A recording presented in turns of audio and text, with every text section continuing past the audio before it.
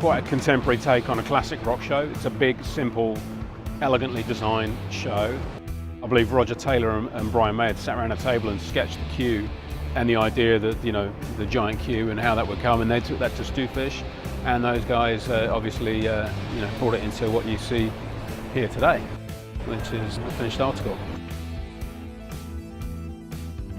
When Rick Lipson came to us with the design of the queue, it was a gigantic queue about 35 feet tall.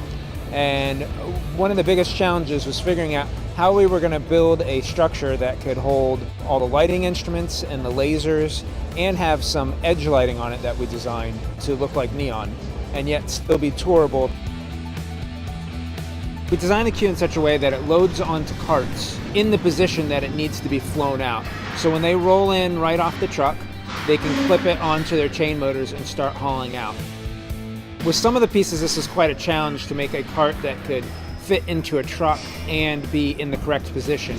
So we built pivot points inside the carts that allow some of the pieces to rotate and pivot into the correct position and then be clipped onto the next piece and flown out. You can build it in a stack sort of method. Loading doesn't start till 9 a.m. and the band are on stage at 4 in the afternoon sound checkings. Without a rolling deck, you can't do these kind of big multi-truck shows. There's no way you can be doing, building the lighting rig and all the rigging at the same time. You've got to be building the rolling stage, which has to happen down this end of the arena. So it's kind of a seamless process. As that goes up, that's built and then slides in, and the same on the out. On the out, we're about 2.5 hour loadouts again, which, and this is only a 13 truck show, which in this day and age of arena touring is like small to medium. One of the most important things I felt that PRG had to offer our rolling stage, but also our engineering abilities. And our art department is fantastic and worked really closely with the design team to find the finishes that they were looking for. And our electrics department, which came up with a fantastic neon-looking product that was easy to maintain, relatively inexpensive to produce, and the lighting designer, Rob Sinclair, absolutely loves.